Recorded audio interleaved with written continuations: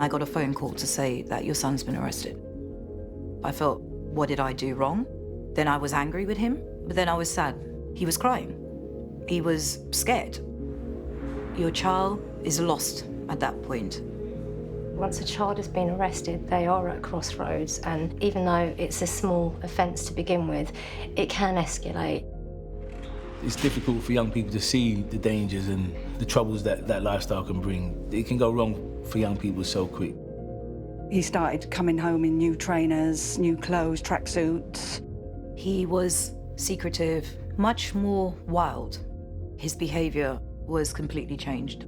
There are many signs and symptoms that parents or care home managers can look out for. Anything from receipts from places far away. Often we see a new friendship group or new areas they're associating with. Unexplained money, gifts and items. These are all common symptoms of adolescence, but when you start to see 2 or 3 changes, I think that's when we become concerned.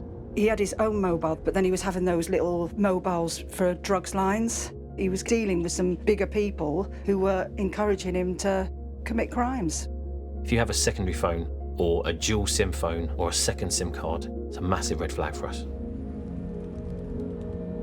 Groomers tend to offer money incentives, rewards, but it then can very quickly turn into threats of violence. Sometimes there's setups, so that young person's told to hold an item, that item gets robbed from them, they're then in debt, and then they have to work that debt off. I wish that I'd had some advice from somebody about it beforehand, you know, who knew about it. My son was found with a knife.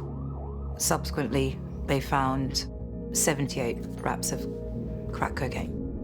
He had to pay that debt off. That's why he went missing for 2 months.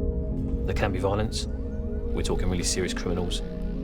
They will go as far as it takes to get their money back and to maintain control. We had that big row, and obviously he'd lost it, and I said, just go, and he went. We didn't know where he was. He could have been dead, so to be honest with you, I felt relief to get that call, to know that he was alive. I've learned to try and talk things through, and obviously not tell him to go, because that's the last thing we want. If you push them away now, you push them closer to somebody from a gang or someone involved in criminality. The earlier we intervene, the more successful we are. There's a whole group of people that can help you. A lot of mentors have made their own mistakes. I was influenced by an older crowd, took to making money in a legal way. It might not look like we're the best role models, but that change that I've made, once they start imitating that, that's the role model right there. Nothing makes me happier than dealing with the kids I knew 2 or 3 years ago when they were making poor decisions, and now I see them now and they're flourishing. I just relate to them as a person, and it's encouraged them to get on a positive. You have to just keep going, tapping away, because we all feel like giving up sometimes, don't we? You know, but you can't.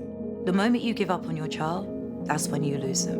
I will always battle for my son. I will never let the streets have him. It seems like it was another life. It's amazing that it's over.